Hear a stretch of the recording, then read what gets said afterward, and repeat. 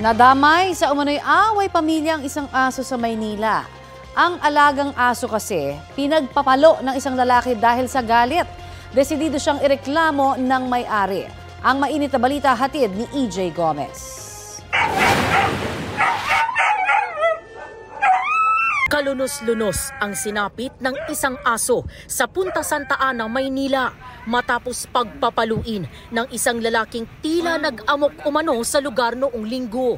Ayon sa barangay, napagbalingan ng init ng ulo ng 26 anyos na sospek ang aso nang makaaway niya ang ilan niyang kaanak. Ang kaaway niya muna yung kanyang tatay. So, nag-aamok. Ang nabalingan niya yung pinsan. Nung mapalo niya yung pinsan, nabalingan naman yung aso.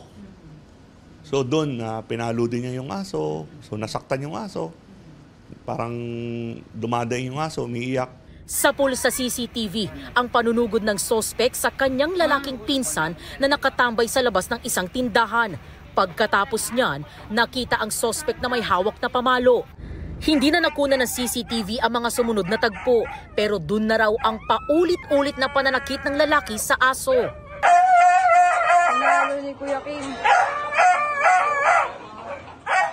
Pagdating po doon, bigla pong parang nangingisay yung aso. Nung nakita pong na yung aso na parang wala na siyang malay, inaresto na po agad ng mga tanod.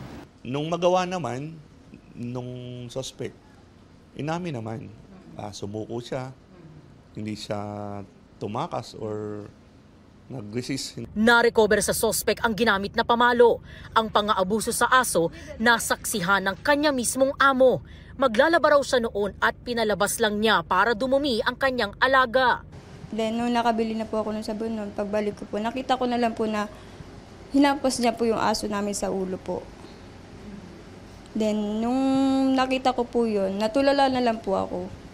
Then, nung naririnig ko po na malakas na po yung iyak na aso namin, siya na po nagsumbong sa pamilya ko po. Naaawa po ako sa aso po. Wala pong ginagawang masama po sa kanya, pinalo niya po. Isinugod sa veterinaryo ang aso na posible raw nagtamo ng mga fracture sa katawan at ulo. Tumangging humarap sa kamera ang naarestong sospek. Kwento niya, natutulog daw siya nang bigla siyang maalimpungatan at binitbit ang pamalong nakuha sa kanyang kwarto. Ayon sa barangay, marami na ang reklamo sa sospek dahil sa panggugulo umano sa lugar. Gumagamit din umano ang lalaki ng iligal na droga. Walang pahayag ang sospek tungkol dito. Desidido ang may-ari ng aso na sampahan ng lalaki ng reklamong paglabag sa Philippine Animal Welfare Act of 2013. Itutuloy po talaga namin yung kaso po. Dahil sa una pa lang po talaga, sakit sa ulo po talaga siya dun sa lugar po namin. EJ Gomez, nagbabalita para sa GMA Integrated News.